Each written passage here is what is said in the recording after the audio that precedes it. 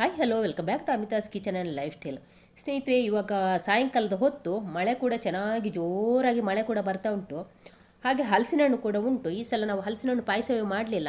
ನಾನು ಮತ್ತು ಮನೆಯವರಿದ್ದ ಕಾರಣವೇ ಬೇಡ ಅಂತಲೇ ಆಯಿತು. ಹಾಗೆ ಅಮ್ಮ ಕೂಡ ಬಂದಿದ್ದಾರಲ್ಲ, ಹಾಗೆ ನಾನು ಹೇಳಿದೆ ಅಮ್ಮ ಹಲಸಿನ ಹಣ್ಣು ಪಾಯಸ ಮಾಡುವ ಅಂತ. ಹಾಗೆ ಹಲಸಿನ ಹಣ್ಣು ಪಾಯಸ ಮಾಡಲಿಕ್ಕೆ ಹೊರಟಿದ್ದೇವೆ. ಒಂದು ಬೇರೆ ರೀತಿಯಲ್ಲೇ ಹಲಸಿನ ಹಣ್ಣು ಪಾಯಸ ಮಾಡಿದ್ದೇವೆ. ನೀವು ಕೂಡ ಒಂದ್ಸಲ ಟ್ರೈ ಮಾಡಿ. ಹಾಗೆ ನಿಮ್ಮ ಫ್ಯಾಮಿಲಿ ಫ್ರೆಂಡ್ಸ್ಗಳಿಗೆಲ್ಲ ಶೇರ್ ಮಾಡಿ. ತುಂಬಾ ಅದ್ಭುತವಾದ ಒಂದು ಟೇಸ್ಟ್ ಉಳ್ಳ ಒಂದು ರೆಸಿಪಿ ಅಂತಲೇ ಹೇಳ್ಬೋದು.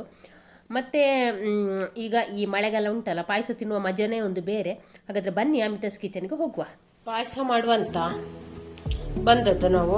ಪಾಯಸ ಮಾಡುವಂಥ ಎಲ್ಲ ಹಲಸಿನ ಹಣ್ಣನ್ನು ಈಗ ಚಿಕ್ಕ ಕಟ್ ಮಾಡಿ ಇಟ್ಕೊಂಡಿದ್ದಾರೆ. ಹಾಗೆ ಇಲ್ಲಿ ತೆಂಗಿನಕಾಯಿ ಸಹ ತುರ್ಕೊಂಡಿದ್ದೇವೆ.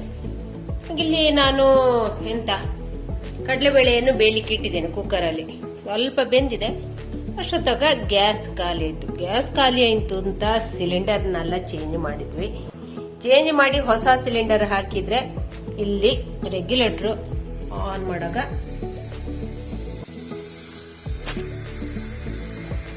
ನೋಡಿ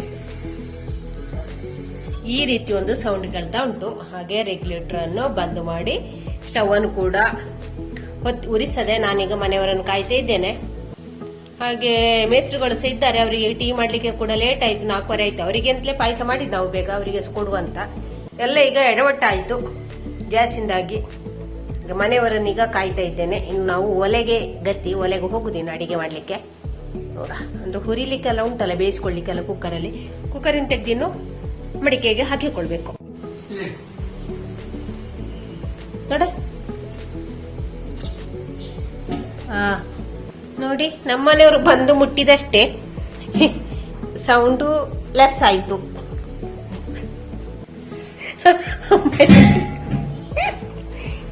ಬೈ ಅಲ್ಲ ಮಮ್ಮಿ, ಎಷ್ಟು ಸಲ ಆಚೆ ಮಾಡ್ತಲ್ಲ ಮಮ್ಮಿನ ಅದರ ತೆಗ್ದು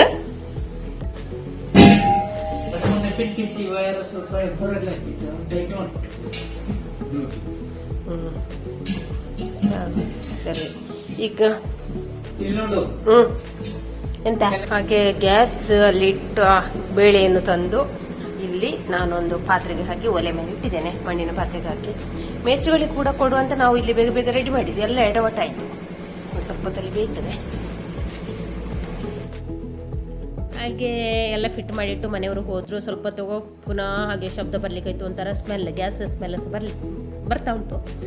ಸ್ಟವ್ ಆಫ್ ಮಾಡಿದೆ. ಹಾಗೆ ಮನೆಯವರಿಗೆ ಪುನಃ ಕಾಲ್ ಮಾಡಿದೆ ಹೀಗೇಗಾಗಿದೆ ಅಂತ. ಹಾಗೆ ಅಲ್ಲಿಗೆ ಗ್ಯಾಸ್ ಸರ್ವಿಸ್ ಸೆಂಟರಿಗೆ ಫೋನ್ ಮಾಡಿದ್ರು. ಹಾಗೆ ಬರ್ತಾರೆ ಅಂತ ಹೇಳಿದ್ರು.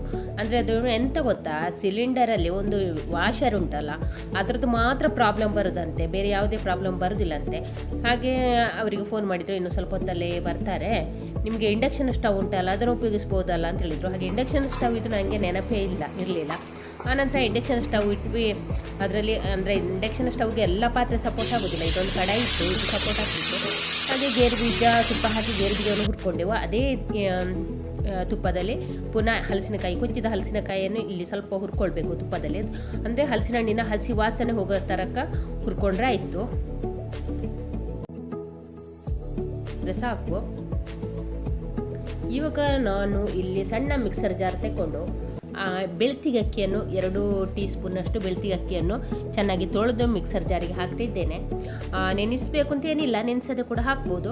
ಅದರ ಜೊತೆಯಲ್ಲಿ ಈಗ ತೆಂಗಿನಕಾಯಿಯನ್ನು ಕೂಡ ಹಾಕ್ತಾ ಇದ್ದೇನೆ. ತೆಂಗಿನಕಾಯಿ ಜಾಸ್ತಿ ಬೇಡ, ಒಂದು ಸ್ವಲ್ಪ ತೆಂಗಿನಕಾಯಿ ಸಾಕಾಗ್ತದೆ. ಅಂದರೆ ನಿಮ್ಮ ಹಲಸಿನ ಹಣ್ಣಿನ ಕ್ವಾಂಟಿಟಿ ಮೇಲೆ ಹಾಕಿಕೊಳ್ಳಿಕ್ಕೆ. ಇಲ್ಲಿ ತೆಂಗಿನಕಾಯಿ ತುರಿಯನ್ನು ಕೂಡ ಹಾಕಿಕೊಂಡು ಮಿಕ್ಸರ್ ಜಾರಿಗೆ ಹಾಕಿಕೊಂಡು ಉಂಟಲ್ಲ, ತೆಂಗಿನಕಾಯಿ ತುರಿ ಮತ್ತು ಅಕ್ಕಿಯನ್ನು ನಯವಾಗಿ ರುಬ್ಬಿಕೊಳ್ಬೇಕು.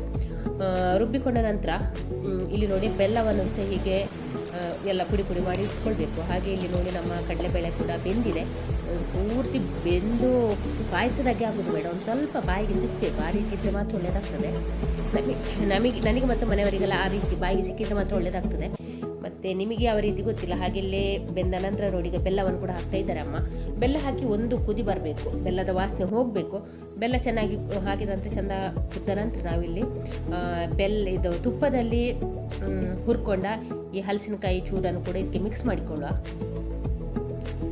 ಹಾಕಿ ಒಮ್ಮೆ ಚೆನ್ನಾಗಿ ಮಿಕ್ಸ್ ಮಾಡಿಕೊಳ್ಳುವ ಸೌಟಲ್ಲಿ. ನೋಡಿ ಇವಾಗ ಕುದಿ ಬರ್ತಾ ಉಂಟು ಹಲಸಿನ ಹಣ್ಣು ಹಾಕಿದ ನಂತರ. ಆನಂತರ ನಾವಿಲ್ಲಿ ರುಬ್ಬಿಟ್ಟ ತೆಂಗಿನಕಾಯಿ ತುರಿ ನಯವಾಗಿ ರುಬ್ಬಬೇಕು. ನಂತರ ರುಬ್ಬಿದ ತೆಂಗಿನಕಾಯಿ ತುರಿಯನ್ನು ಕೂಡ ಹಾಕಿಕೊಳ್ಳುವ.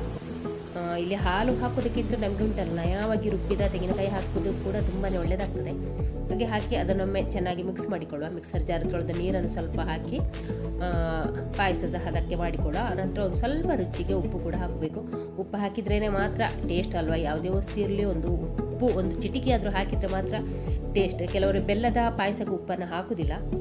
ಹಾಗೆ ನೋಡಿ ಇಲ್ಲಿ ಚೆನ್ನಾಗಿ ಪಾಯಸ ಕುದಿ ಬರ್ತಾ ಉಂಟು. ಕುದಿ ಬರುವ ಹೊತ್ತಿಗೆ ಜಾಸ್ತಿ ಕುದಿಸ್ಕೊಳ್ಬಾರ್ದು, ಒಂದು ಕುದಿ ಬಂದರೆ ಸಾಕು. ಅಷ್ಟೊತ್ತಿಗೆ ನಾವಿಲ್ಲಿ ಏಲಕ್ಕಿ ಪುಡಿಯನ್ನು ಕೂಡ ಹಾಕ್ತಾ ಇದ್ದೇನೆ. ಏಲಕ್ಕಿ ಫ್ಲೇವರ್ ಇಷ್ಟ ಇದ್ದವರು ಏಲಕ್ಕಿ ಫ್ಲೇವರ್ ಹಾಕ್ಕೊಳ್ಳಿ. ಏಲಕ್ಕಿ ಬೇಡ ಹಲಸಿನ ಹಣ್ಣು ಫ್ಲೇವರೇ ಆಗ್ಬೋದು ಅಂತಿದ್ರೆ ಹಲಸಿನ ಹಣ್ಣು ಫ್ಲೇವರಲ್ಲಿ ಇಟ್ಟರೆ ಆಯಿತು. ಏಲಕ್ಕಿಯನ್ನು ಹಾಕ್ಕೊಳ್ಳೋದು ಬೇಡ. ನಂತರ ಹುರಿದ ಗೇರು ಬೀಜವನ್ನು ಹಾಕಿಕೊಂಡು ಒಮ್ಮೆ ಚೆನ್ನಾಗಿ ಮಿಕ್ಸ್ ಮಾಡಿಕೊಳ್ಳುವ. ನೋಡಿ ಇಲ್ಲಿ ಪಾಯಸದ ಹದ ಈ ರೀತಿ ಉಂಟು. ಇನ್ನೊಂದು ಸ್ವಲ್ಪ ತಣ್ಣಗಾದ ನಂತರ ಸ್ವಲ್ಪ ಗಟ್ಟಿ ಆಗ್ತದೆ. ಸ್ನೇಹಿತರೆ, ಈಗ ಪಾಯಸದ ಟೇಸ್ಟ್ ನೋಡೋ ಸಮಯ. ನಾನು ಮತ್ತು ಅಮ್ಮ ಇಲ್ಲಿ ಪಾಯಸ ತಿಂತಾ ಇದ್ದೇವೆ. ಅಂದರೆ ಹಲಸಿನ ಹಣ್ಣಿನಿಗೆ ಕಡಲೆಬೇಳೆ ಹಾಕಿ ಮಾಡಿದಂಥ ಪಾಯಸ ತುಂಬಾ ಟೇಸ್ಟ್ ಉಳ್ಳ ಒಂದು ಪಾಯಸ ಅಂತಲೇ ಹೇಳ್ಬೋದು. ಫಸ್ಟ್ ಟೈಮ್ ನಾವು ಮಾಡಿದ್ದು ಮತ್ತು ತಿಂದದ್ದು. ಅಮ್ಮ ಕೂಡ ಹೇಳಿದರು ಫಸ್ಟ್ ಟೈಮ್ ಮಾಡೋದು ಮತ್ತು ತಿನ್ನೋದು ಅಂತ. ಹಾಗೆ ಒಳ್ಳೆ ಟೇಸ್ಟ್ ಕೂಡ ಆಗಿತ್ತು. ಹಾಗೆ ನೀವು ಕೂಡ ಒಂದ್ಸಲ ಟ್ರೈ ಮಾಡಿ. ಹಾಗೆ ನಿಮ್ಮ ಫ್ಯಾಮಿಲಿ ಫ್ರೆಂಡ್ಸ್ಗಳಿಗೆಲ್ಲ ಶೇರ್ ಮಾಡಿ. ಸಬ್ಸ್ಕ್ರೈಬ್ ಮಾಡಿಕೊಳ್ಳೋದವರು ಪ್ಲೀಸ್ ಸಬ್ಸ್ಕ್ರೈಬ್ ಮಾಡಿಕೊಂಡು ಅಮಿತಾಸ್ ಕಿಚನನ್ನು ನೋಡಿ. ಥ್ಯಾಂಕ್ ಯು ಸ್ನೇಹಿತರೆ.